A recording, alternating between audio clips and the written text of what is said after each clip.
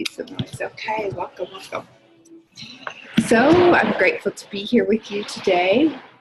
So happy you're here, and I acknowledge each of you for being on the call this morning. We're going to get started with a visualization, and this one I will not put music because there's people around here. So we'll do it in silence, and I'll mind the time though, and I'll bring you back. And we'll start off that way by picturing really future memory that can only happen when your goal is achieved. And I'd really like you to think about using all of your senses and bringing in what you smell and all that detail, what you're looking forward to. So just if everyone can turn off their screens.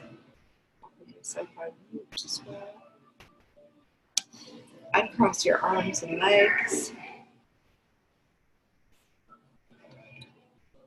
And I'll mind the time and bring you back. So enjoy your visualization.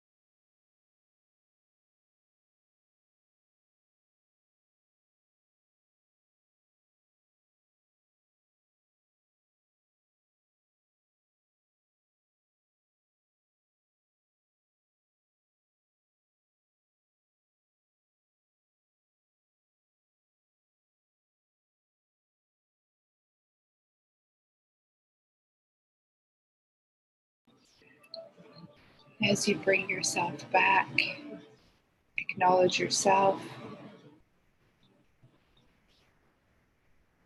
Send gratitude and love to those people in your life. Back to us.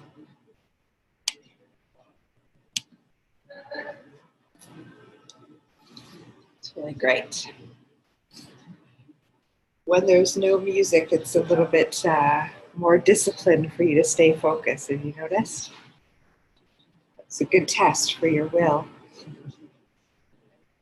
Nothing's wrong or right. Just notice where you were, and perhaps if those 4 minutes seem long, it's a pretty good indication to perhaps you may want to do the dot exercise for your will to strengthen that muscle for yourself.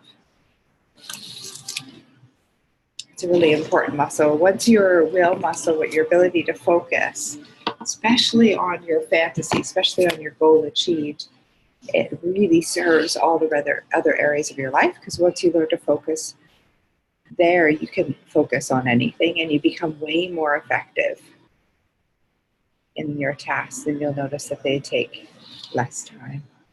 Well, I acknowledge each of you for being on. This is amazing. Thank you for joining. Look at all of you, very committed. So before we go into our wins, we're going to talk about today, continue our conversation around acres of diamonds. I'm going to bring up the law of polarity, as well as perception, and really turning your fantasy or your goal, which you can see as a problem to be solved, and using the creative process. So Bob talks about this, going from fantasy to theory to fact. It's the creative process, if you remember from lesson 1. So all of us starts in fantasy, which is why the visualization is so key, using that imagination. And then we turn it into a theory, and then it shows up in our physical world as a fact, which is the law of transmutation of energy. So by law, it has to go through the process. By law, it has to move into form. So it's not if it comes together, it's just a when. We'll talk about how we speed up that time, because that's probably the number one question we get. How long does it take? Well, the length of time really depends on the person. It depends on you and your desire. And so we want to create a burning desire within for the goal. And then will comes into play, because your ability to hold the image of what you want and weed out the doubts, remove the resistance. The less resistance, the faster the manifestation. Well, all right, so let's open up the lines for some sharing your wins. Who would like to start us off? I have one. Great. Good morning. Hi. This is surrounding a launch before you're ready idea, which I've in the past, I think looking back now, has definitely gotten in the way of what could have been. This is surrounding a property that I have. Danielle, I called you from the floor of that property, because I remember distinctly saying to you, Dee, I need money tomorrow. Like this is cute, all this future stuff, but I need money tomorrow. And you're like, okay, where are you right now? What do you have? And we have this great loft property, but it wasn't ready. There was something going on with the plumbing. There was stuff everywhere. There were boxes everywhere. And I remember calling you in tears and saying, you're like, doesn't matter. Get it up on the site that you want to rent it on. Push all the junk to one side, take pictures. Push all the junk to the other side, take pictures. And I did it in that moment. There was stuff everywhere. I didn't know if someone wanted to rent it the next day. It was like, I don't even know how that's going to happen. But that property is now making me money. It's the easiest money I've ever made. I let the people in, they rent it, they film a television show, they leave, I lock up. And it's just this constant flow. Every time I look at my phone, the little red dot on my Peerspace app is on, and somebody else is putting in another offer. So launch before you're ready. That's and also, Jake, that's like acres of diamonds, like we all have opportunities in our lives, things that we can use to earn money. We're just like, it's our perception, that's not seeing it. So it's very important to be objective, to see something, see your life, see your assets, everything from another's point of view, right? Yeah. Yeah. And remember, like when you went and put it up on the space, it's Jake, you just like went to work and cleaned it up. Yeah, it was crazy. It was crazy. Mm-hmm. And the kinds of people who are renting it are what I want. I want production in there. I want people doing photo shoots and film, and that's exactly what's happening. And we still have it for our workspace. And what's really interesting too is that that's where you guys were like that it's a great space, and you were living there, and you didn't want to be living there anymore. Right. You jumped to get the place that you now have. Yeah, and we were saying through that whole time, we can't afford to move to a new place. We can't afford. We have to stay here because we can't afford to move to and then we made that jump on complete faith, and then that other space started generating cash. So Really yeah, cool. it works. Amazing. It works. Amazing. Very cool. And you also wrote about the type of person you want to have rent it. Yes. In the beginning, you were a little more vague, and then you got people that you didn't really want. We wanted dinner parties and what have you like that. And yeah, so when you introduce dinner parties and alcohol and people, it's a different outcome in the space. And now the only people really who are calling me are production, film, and television. Yeah. Awesome. So be specific. What do you want? Jump and look at your life as we're talking about today, objectively, so that you can see the opportunities. And it's being able to or willing to do whatever it takes to jump on those opportunities. How prepared you actually are. Good. It's like I prepped you, but I didn't. Well done. Who else would like to share their win? Sherry. Great. Sure. Good morning. So this is my biggest win, I would say, is that this is the first 6:30 call I've been able to get on, or have found a way to get on, I guess, not even able. And it's one of those hectic mornings where I thought, oh, it's not going to happen. So I got to get my son to the arena for 5:45, blah, blah, blah. And then I realized, wait a second. So I'm really excited. Half the call will be in the car, but it doesn't matter. And I've been so much more accountable to myself this week with studying TIR and being like really taking action with my business and booking appointments. And it's been very cool to see. And I got paid yesterday, and yesterday was Tuesday. And it was more than I expected. I'm like, it's only going to be a little bit. And it was like, there was an extra zero on it than what I expected. So it was pretty exciting. So I feel like the ball's starting to roll, and I'm really excited. And being on the call at 6:30 in the morning is just like the icing on the cake for my week right now. So far, because there's going to be more. It's only Wednesday. And it's only Wednesday. Amazing. Really, really great. And seeing this as your normal way of being, right? Having it all, figuring out how to have it all fit, and expecting an extra zero on your paycheck across the board. Yeah, really good. Thanks, Sherry. All right, who else would like to share? I can share. Hi, good morning, Sid. Morning. So since going through the program once and kind of restarting, I'm on lesson 2 again. And something that has kind of really come up for me that I am celebrating as a win is really just taking it super literally, how Bob talks about only being able to change 1 to 2 habits at a time. Is I feel like running through the first time of TIR, although, I may not have achieved my C-type goal just yet, there are so many other things that were not a part of my paradigm, like my daily habit, that now are. And I think that sometimes when they're like small things that you're changing, and it's not, you achieving your C-type goal, we just don't really acknowledge it. But I just really feel that now I realize all of these other little things that have shifted in my life is because of this work. And I think that I was in a space of just feeling like so frustrated a lot of the time because I didn't really understand, why I wasn't achieving what I wanted to achieve. But really it was just in smaller, more different ways.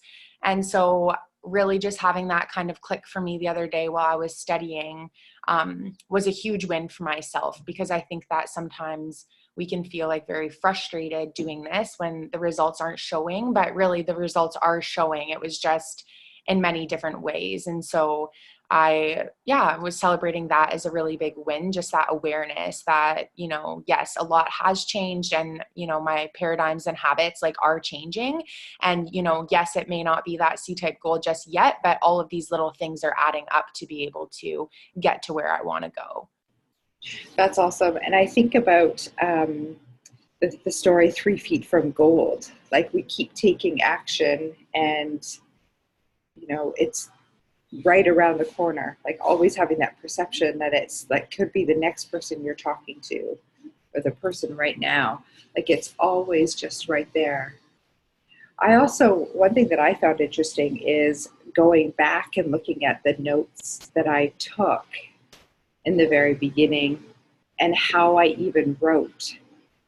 So you'll notice that in your communication, a huge shift in awareness about how you describe situations and how you take responsibility. So, you know, as you move through the program, it's a good idea to take a look at where you were with that. It's huge. Huge. And you can probably notice it with the people that you deal with, you know, your friends and family. Yeah, good. Well done. Thank you. Nerva, you unmuted yourself. Good morning. Good morning, everyone.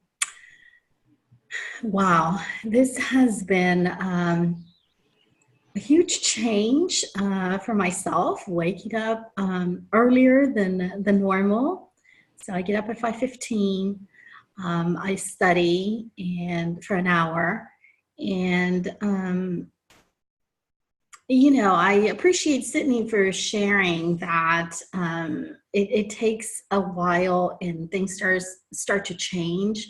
I have noticed that I take or I think about the things that I've been studying throughout the day. And so I'm starting to make changes in the way I think. It's been pretty amazing. I'm seeing some really great results on business as far as business is concerned. Business is, it's coming in, and that's exactly where I want to keep it. I want the business to come in and not be a high and a low. So it's been really, really interesting. I've had some amazing meetings this week. I finished one last night that was amazing. So going back to close business with them in 2 weeks. Very good. That's very cool. Always seeing the opportunity. So I like what you said rather than like the up and down. So expecting this to be the normal and keeping your energy, you know, just like this is the way it is. Yeah, absolutely. That's good. It's really good. And the reason I say that, if we get really excited about something, then it comes down. So it's the law of relativity. So keeping this as this is what you're expecting. Really good. That's one thing I took from you, and I remember because that was me closing a case and get super excited. I'm like, and so I'm working alongside another agent. He's pretty amazing. And I told him, no, you know, this is the norm. This is the norm. So when we leave a meeting, I am like beyond excited too. Seriously, there's been some amazing meetings. Wow, it's been incredible. So that's great. Well done. So cool to hear. Okay, I'll take one more win. Who would like to share? And if you could put your stuff in the chat. Hi there. Hi. So my win is that for the last 2 months, I've been tracking all my daily activities, finally, like every week. And it's been really good because now I can realize what I'm following through and what I'm not doing, so I can improve it. And also, like with that, I've been in the call every week. And I actually just started my, on Sunday, I finally did the Spanish Facebook group for people. So I'm actually going to post it today on the web, on our group. So it's been really good because I just feel like tracking everything and taking action on what I said I'm going to do. It just also like eliminates some of the back thoughts that when I haven't been doing it, I was like, oh, I need to do this group. I need to do this group. And it's like consuming a space in my mind. That when I actually take action on what I said I was going to do, it just frees more space so I can actually move to the next task, which is really good. That's amazing. Talk to me about the tracking. So have you been tracking, like using your calendar to track what you have been doing, or Tell me more about that. So I actually create an Excel spreadsheet where I actually put like the daily activities, like write my affirmations, the 6 ask, watch like books, video, coming to this call at least once a week. So I have all the things that I want to do, and I just put the percentage that I completed. So if I had to watch the video, let's say like I had to like do the visualization twice a day, and I only did it once, I just would put 50%. So I do it through percentages, and it just, by the end of the week, I can see how effective I was or I was. That's great. So what I'm hearing is that you decided what you want to be doing on a daily basis, a weekly basis, and even perhaps monthly basis. So it's like what comes to mind is that there's a daily method of operation, something that I've called like your DMO. So everything that you want to do on a daily basis, you make a list and you actually track when you've done it. That's exactly how the habit tracker came about, actually, was me doing that for this work. So it sounds very similar. So everyone can do this for their own profession. So what are the things that you absolutely want to be committed to doing each day, each week, and then some things on a monthly basis? I love that. That's really good. And when you make that list and create the order, it also gives space for you to be more creative, right? So not only like the tracking, that's really good. I love that idea. Thank you, Gladys, for sharing. And I actually just took your daily tracking and I just put the same items that I needed to do, but I added also my own. Right? Yeah. I put it in the next list. Yeah, that's great. That's really, really good. And I love that you can see how effective. And have you been able to stay objective about it? Just like noticing it is what it is, and how can I be better tomorrow? Of course, yeah. No, I don't try to put much emotion, but I just try to do like really improve it, right? So, okay, I did this much. We should do better, but not. Yes. So. Yeah, that's great because away from the results. So always each day becoming better, and you can focus on certain areas of your life. So maybe it's like more asks tomorrow or more focus in this area. Yeah, really good. That's the thing. That's the goal. We're looking to improve ourselves. This is personal development. We're not in competition with anyone else. We're in competition with ourselves and being the best version each day that we can. Really good. Thank you for sharing. I think you just helped a lot of people with that. That's awesome. Awesome. Okay, so let's talk about, we're continuing the conversation from last week around acres of diamonds, but really, I would like each of you, right where you are, to think about your own situation and your own goal, and write that goal on the top of your page. Did I freeze? Am I good? Am I frozen? No, I'm not. Okay, good. So write your goal on the top of your page, and that is going to be what you see as your problem to be solved. So a goal is just really something that you're looking to solve where you're not getting the results you want, not yet. And within the goal, you might have, or you might see an obstacle or something that you want to work around to get you to your goal.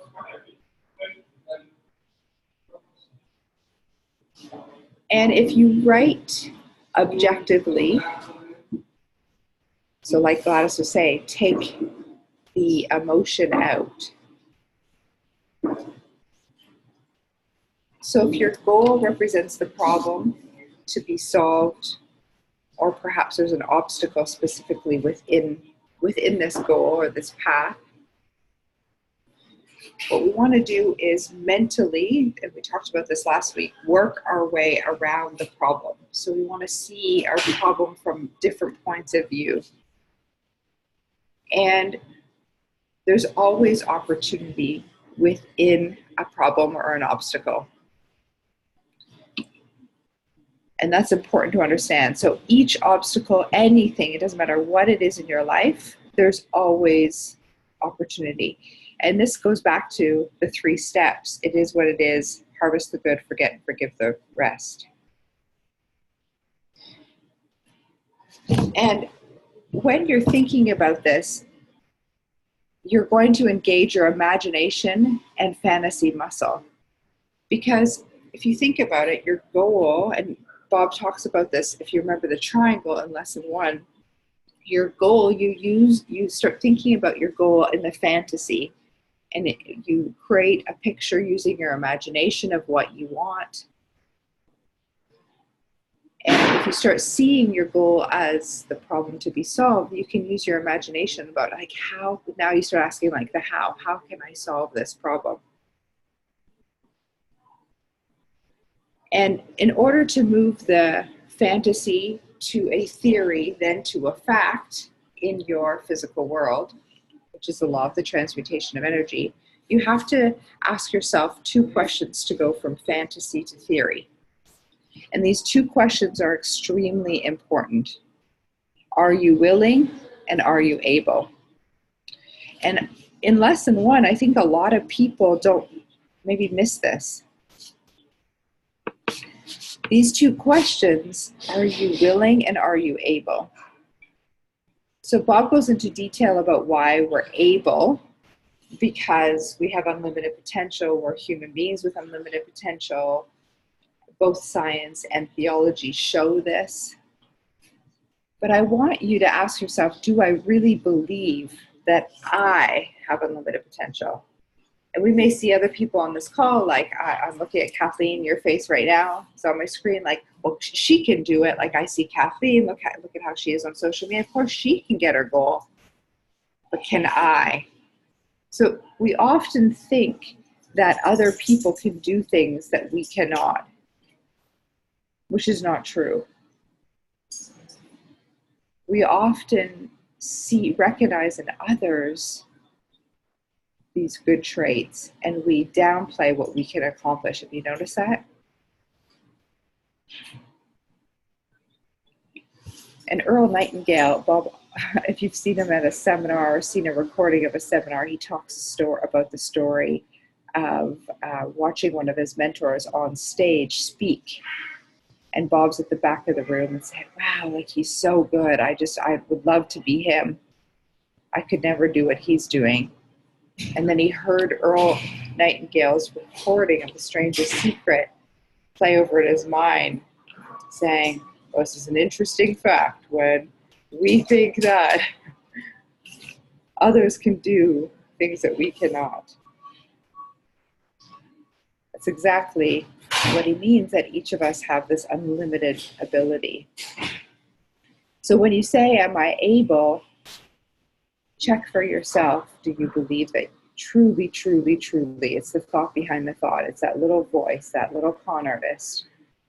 And if the answer is no, it's a great idea, very important idea, to read, find research as to why we have unlimited potential. Like, build your belief there that you have unlimited potential. And what comes to mind is, I heard Bob say from myself to accept the idea, the wisest scientists cannot predict what a person's capable of.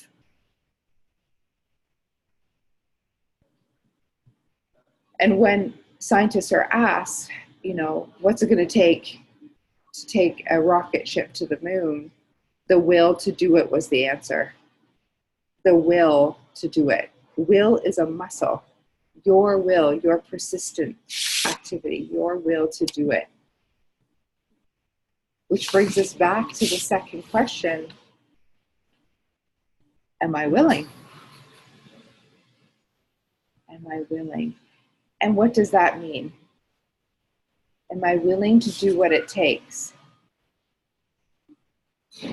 Yesterday in the seminar that I created, that I offered here in New York, we talked a lot about the word sacrifice.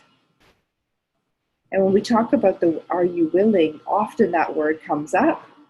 I want to give you another perspective. Are you willing to do the thinking that's required to get your goal?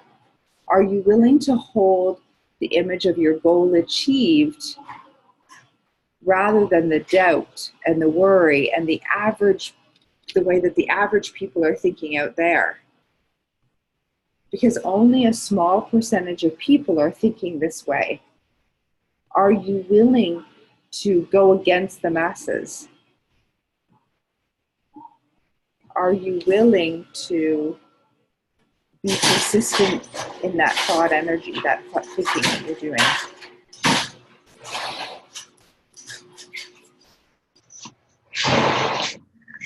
Are you,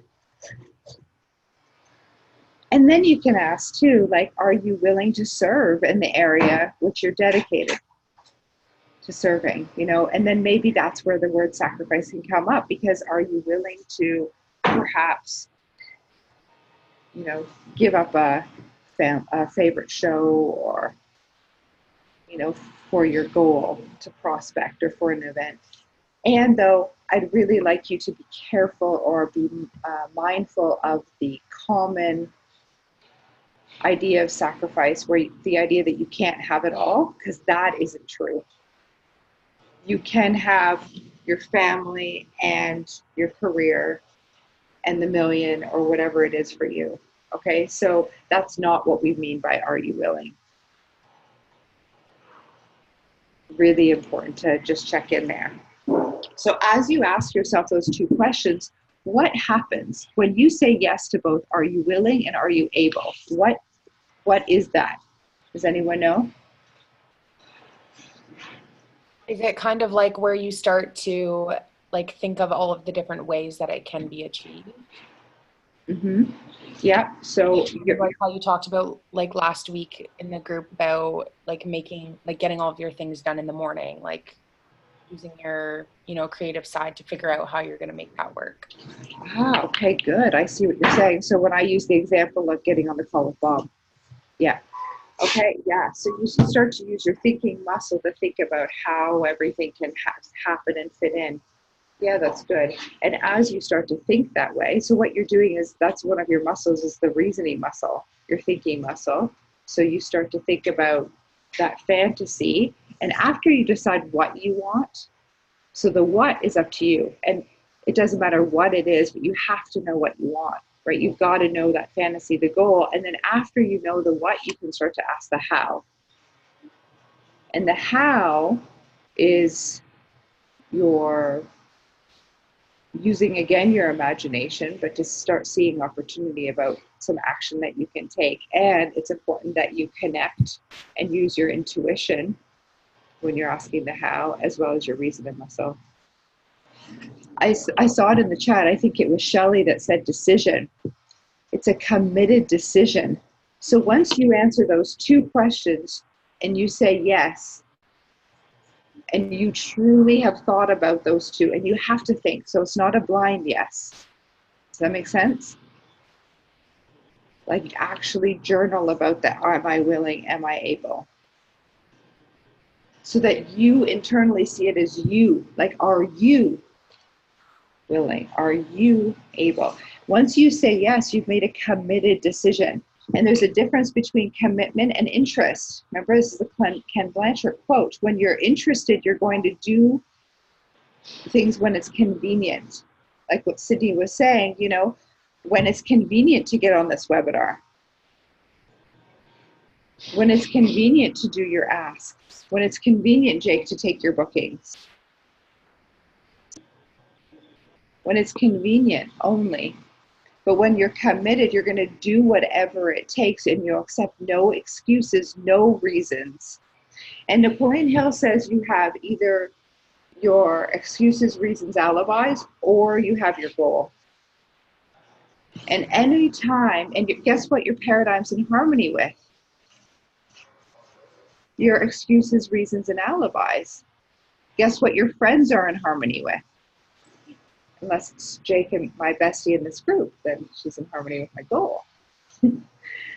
But like really think about this. Your friends and family, they're going to, like when you say, it's a Friday night and I haven't done my studies and I'd really love to have a glass of wine and go out for dinner. They're going to agree, oh my goodness, you've worked so hard. You've been up at 6 a.m. every day this week, or 5 a.m. Oh, you deserve the glass of wine. Forget about your studies. You see what I'm saying? See, because they're in harmony with your paradigm, they're in harmony with where you are right now, or they couldn't be in your life and be getting along, because that's what in harmony and resonance means. Does that make sense? So when we're going to our goal achieved, we're in a different space. That's a different frequency. That's a different vibration. So it's important to go to that space and ask yourself those questions. Am I willing and am I able to stay there?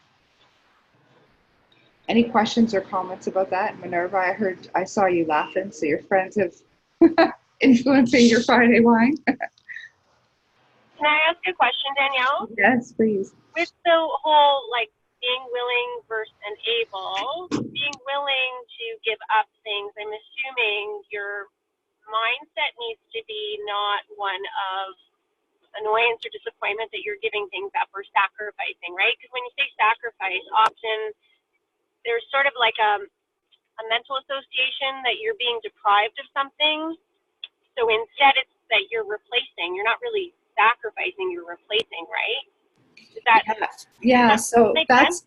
Yeah. So that's where I wanted to make sure your mind like didn't go, because what I notice is that when we think of that word, we think of the not having it all. So a sacrifice is like. Where most people go is that if I'm going to be successful in my business and a millionaire, then it's going to take up more time, and I can't then not have a balanced life with my family. This is not true. The ones that are earning the 1% work very little. It's just simply not true. But those of us that aren't there yet, in the beginning of this work, I noticed that that's where our mind goes, because we have the paradigm that you have to trade time for money. This is not true. So, and though, Sherry, to your point, some things, you may have to give up in order to make other things work. Because listen, in the beginning, when you create your goal and what you want, like there'll be chaos. Has anyone felt chaos in this work? Like where things just are like all over, because what you're doing is creating a new model. You're not fixing a model. You have to create a brand new model. So out of the chaos becomes order. And so in that, you may not watch certain shows, or so yeah, you'll be giving up one thing for a bigger gain, instead of watching Netflix or some reality TV show, now you're reading Napoleon Hill, right? So in that case, it's perception. And I would say that there's no sacrifice there because of what you're gaining. Does that help? Yeah, awesome. Yeah, okay, good. I'm just reading comments. That's great. The quote around the creating a new model.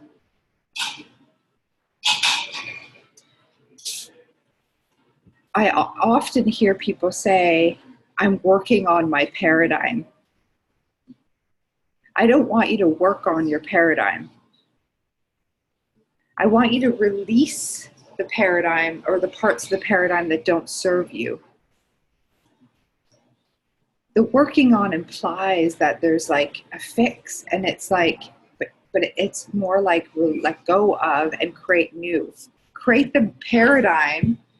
Like that's why we go to the goal achieved. Like this place with my goal achieved, who am I? What beliefs do I have? What actions am I taking? How am I showing up? Well, how am I dressing? Right? So this is this is a new paradigm. It's creating a new model rather than working on it. And yes, things that got you here where you currently are. There are lots of amazing things about you, right, that got us here. And so it's like, be grateful for some of the skills. Some of them are also limiting you. So then it's like, take what you want from here and then create the new, which is why I believe lesson 6 is so powerful around self-image. But it's a new paradigm that you're adopting, not working on. And that's something that, a language that Bob often corrects in our circle. It's like, why do you want to work on that? Just let go. Accept to do it. Let it go. Okay, good. Let's go to me. All right, so when we are thinking, like going to the place with our goal achieved, we're using our fantasy, our imagination muscle. It's a muscle, remember? And we see ourselves already with our goal achieved. And this is a creative activity. And this is really how we create, it's like we create our reality. And most people before this work are using their imagination against themselves when they worry, right? So you want to be quite disciplined. And when you go to the place with your goal achieved, it's very important that it's always in present tense, because your mind only sees now. In your mind, there's no such, like, no past, no future, like it's only now. So that's why we write in present tense. And let's talk about the 1% that are earning all the money in the world. If you've ever been around someone like this, notice how much time they're actually daydreaming. They're not busy. Like when I watch Bob, he is relaxed, calm, walking. He spends a lot of time like looking off into space. He spends a lot of time thinking. And as president of his company or CEO or whatever he is, he said his job, and this is for each of you, because you're all presidents, CEOs of your life, his job is to fantasize and hold the image of what he wants so that it can continue to grow and grow and grow. So, and then he's able to delegate the busyness, the doing, the action. So think about that for yourself. And this is where the mental discipline comes in, right? And thinking about what you can delegate. But you must see it here. There's a quote that I wrote down. I dream my painting and then I paint my dream by Van Gogh. I dream my painting and then I paint my dream. We need to write it down so that you can see it. And what you see in your physical world is what you write. So you write to see it here, and then you see it here. Everything in this world was created twice. Everything in the universe was created twice. First in someone's mind, and then the physical world. It can't be in our physical world if it was an idea in the mind first. So same thing for you. You have to see it, or else you're manifesting or creating by default, which is what most people are doing. I'm going to give you a story that was shared with me. It's a story about a man who owned a gas station. And this gas station, he could hardly feed his family. It wasn't doing very well. It was a single service station.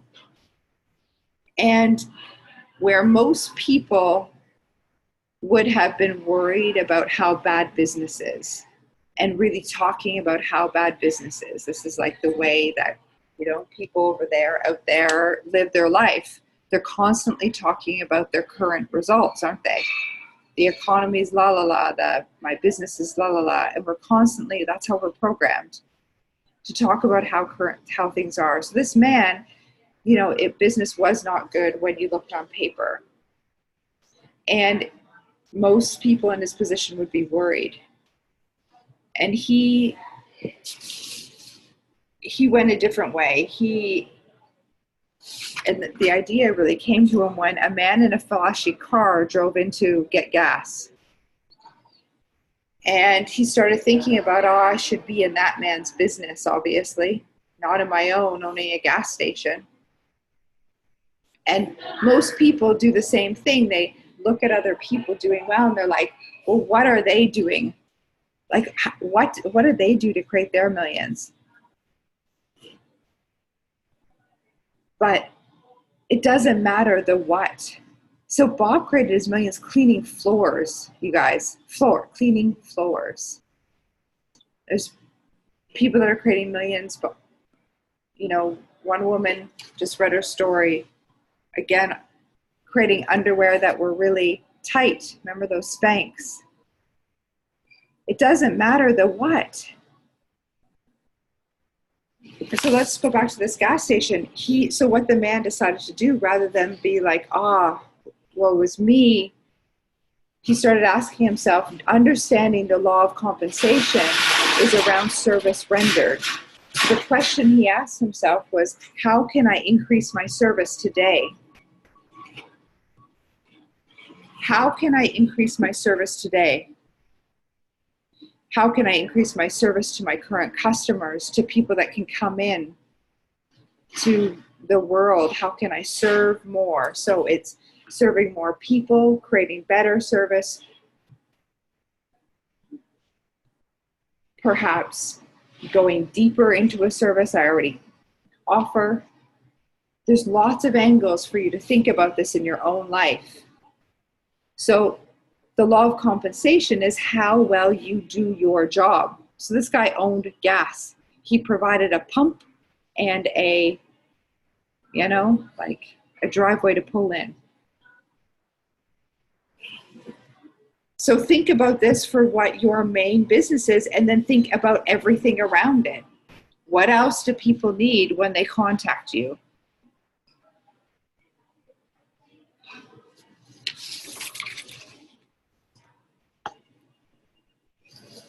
How else can I serve them?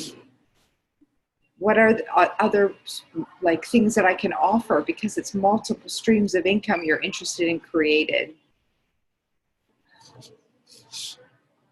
What goes along with gas? A bag of chips. People are thirsty. They need a washroom. Who knows? This is, each one of your industry is different. So you want to think about who you can be, what you can do for another, what you can create, what you can offer, and allow your imagination to run wild, and write so that you can start to see it. And so this comes from the teaching that I was studying before this. The average person believes that some businesses are better than others, instead of realizing the truth that there are no bad businesses. There are just the people who don't know enough to see the opportunities in the work they're in. No matter what our work happens to be, it's our business. We're the manager. If there seems to be no future opportunity in it isn't always because it's not there, but perhaps only because we can't see it. So we can't see it because of our perception, and our paradigm controls our perception muscle. So why can't we see it? Because we're stuck in the paradigm rather than the goal achieved. So going to the place with your goal achieved and say, okay, so if I'm here, what's my perception of my current opportunity from that place? The truth is, you can earn money right where you are. And in fact, that's the easiest place to earn money, because money comes and flows through and to you because it's energy. And it comes from the path of least resistance. which is the opportunities that are right in your life right there that you're sitting on. Like Jake gave the example, the perfect example this morning, as if I had prepped her. She obviously got my mental note of what I was studying today. We all have these in our own life, and we have to think about what can I do to serve with these opportunities that I have? See that? How can I help other people? Any questions or comments about that?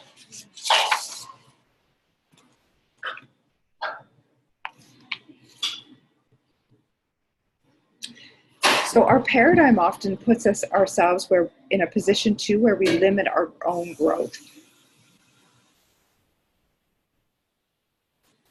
Because we are looking through things like from where we are rather than where we're going. So it's important to take your bird's eye view, being very objective about your current situation. And so looking at your life, a bird's eye view, as if you were a bird or from a plane, like a high level. Often in our life, we're like a bug in a rug. We're like right in the thick of it, and we're like this little bug trying to get up over the humps. It's important to take a step back. And when we do that, we can see the opportunities. And perhaps even asking, like, what would so-and-so say about this? And we talked about that last week, about putting your problem on the table and walking around it. People who become outstanding in their work are those who see their work as an opportunity for growth and development, and who prepare themselves for the opportunity which surround them every day. Another quote. So how do we prepare ourselves? Let's talk about that. What would Daniel do, Shelley? Yeah, funny. Looking at the comments. So how do we prepare ourselves?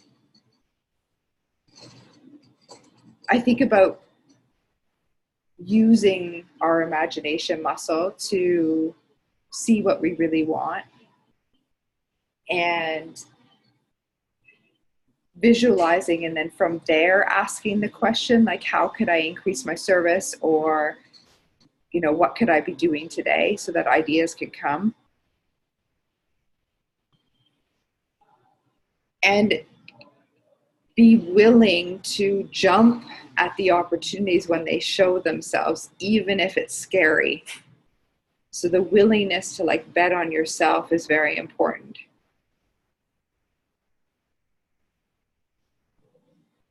There's a quote by J.B. Matthews: unless a person has trained themselves for their chance, the chance will only make them ridiculous. A great occasion is worth to a person exactly what their preparation enables them to make it. So how prepared are you? And I think for me, when I think about being prepared, I think about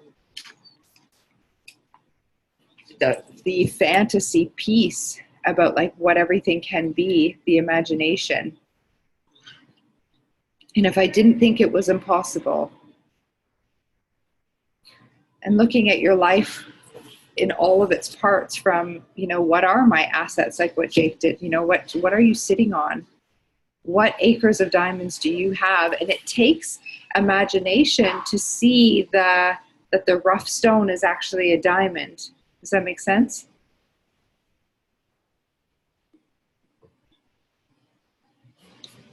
The truth is, so few people actually use the opportunities that are right there, because the paradigm blinds you from even seeing the truth.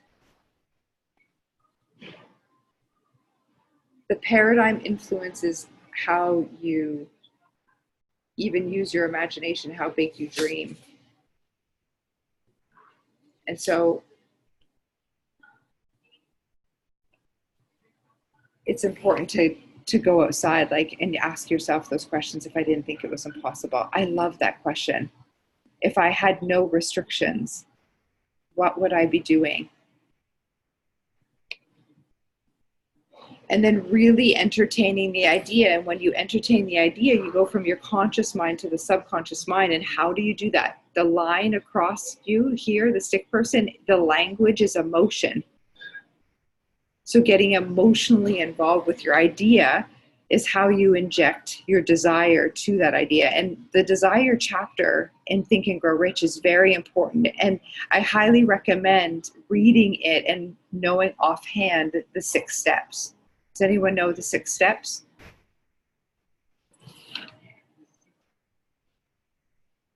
The 6 steps, you're asked right there, what are you willing to give for the money that you desire? One of the steps is actually writing what you're willing to give. And so it's the service. You say what you want, and then it's like, what are you willing to give? And then we go back to that same question, how can I increase my service today? Interesting. And then the 6 steps are the repetition, the repetition, the repetition, the repetition of what you want. And it's through repetition of the goal that the desire increases. So in the beginning, your goal is like a small flame. You know, you might say like it's a fire and it's small. And you need to make it a red hot flame within, because at some point, and it's going to be different for everyone, at some point that desire starts to run you. Has anyone experienced that? Because in the beginning, your paradigm is stronger than your desire.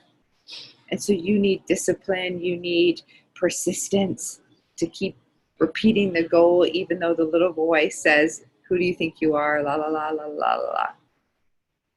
But after a while, the desire then runs you. Like this is when people jump out of bed, they're doing that, like, you know, you can see someone with a red hot desire. That's where you want to get yourself to. And you're like fanning the fire. You know, ever made like a campfire and you've got to like blow on it? Yeah, Susanna, that's what you're doing. By injecting, and through it's through repetition. It's through repetition. It's about going there in your imagination often. And what does the paradigm tell us? It's a waste of time. But then if we look at the 1%, see success leaves clues, we look at the 1% and they're daydreaming more often than they're running around. Interesting. And what's also interesting is that the masses will rarely even entertain their goal achieved. They'll rarely, like they might say they want something like a boat or a cottage, but they won't actually really think about what that means to have it. Because they're conditioned to work, to play small. See, society conditions us to play small, conditions us to trade time for money. So let's go back to this preparation. Preparation is key. It means becoming very good at the area you are working in. It goes back to service. So how can I become better? Well, you want to take a look at what you are doing and understand your own industry. So get educated around your own industry. And I read somewhere that it takes 5 years to become an expert in your industry. Think about other professions like a doctor or a lawyer, how much they study for their profession.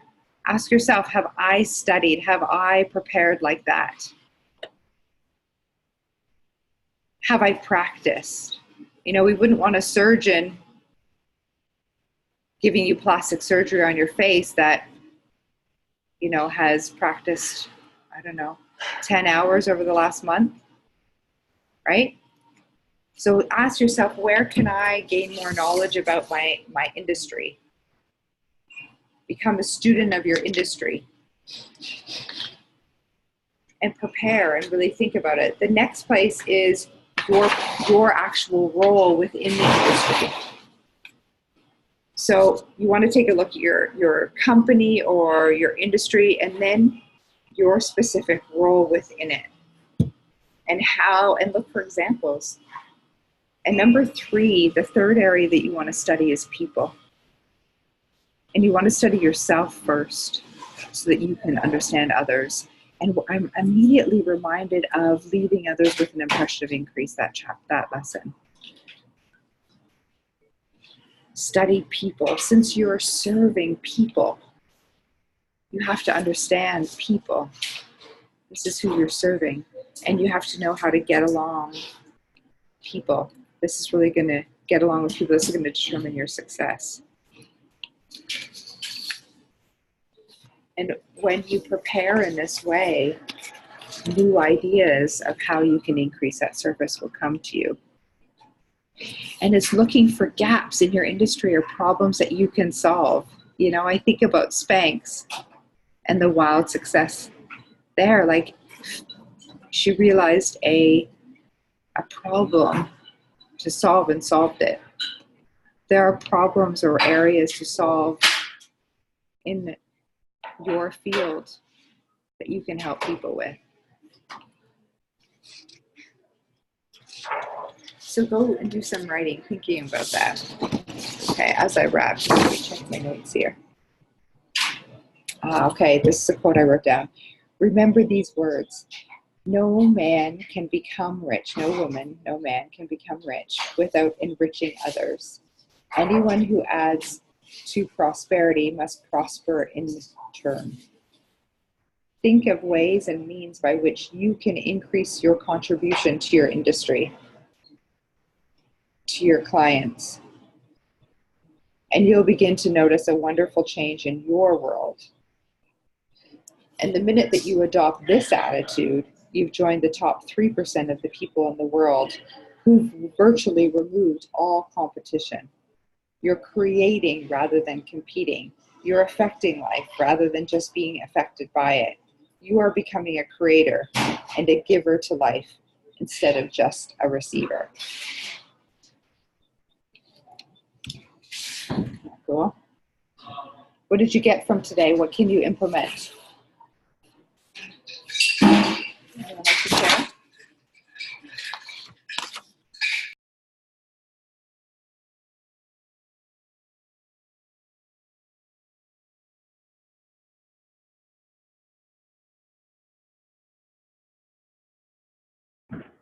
I think for me, it would be just looking at that service aspect and really understanding how important that is. Because it's like you say, everything really comes through service. Once we switch it from it being all about us and more so about other people and how we can leave everyone with an impression of increase or really like providing that service, that's when things will truly change. And it's like you said, you look at so many business examples where they have shot from, you know, maybe doing a few sales to, you know, millions or billions even. And it all comes through service, right? It wasn't so much about them, but more so how could they change the lives of others? So Yeah, that's very important. That's really good. And I think of another example that Bob has shared with me. This is a story of a person, a good friend of his that owned a mechanic shop in Toronto. And they asked Bob for help because the kids had just like inherited the shop and it wasn't doing well when they got it.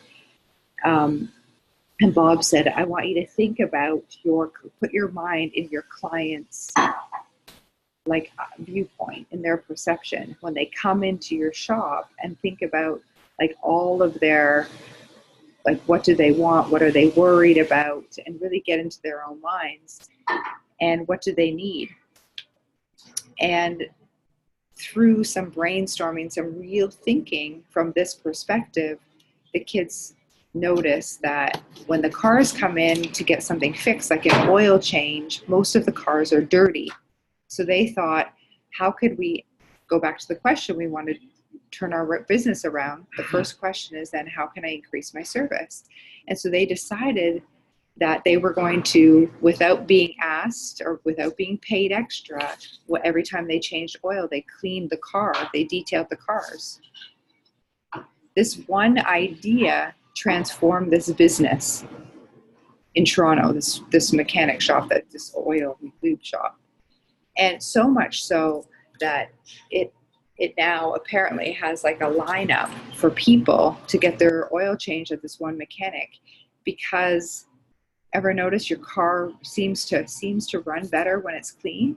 Well, he's also working with the Heaven's First Law, which is creating order, which is really interesting. So notice for your own self, like the people that you're working with, how can I add more? And it doesn't mean to always do it for free. Sometimes it's like, you know, Jake, you and I were talking about this in your space, you know, like if people want to rent the kitchen, or what can you like add on as services to help them when they rent the space? What else could they need? Oh, maybe they need to rent a stereo system, right? So it's all these things when you get into the space of your client, how can you help them out so that they're more successful in their transaction with you? Does that make sense? And think of clients, think of your colleagues. If you have a boss, like think of it from all areas where you're affected. You come from another viewpoint because it's servicing in all those areas. It's not just your clients, right? So also the go sideways, go up, go down. That makes sense? Yeah, really good. Thanks for sharing. Any other comment or question before we wrap?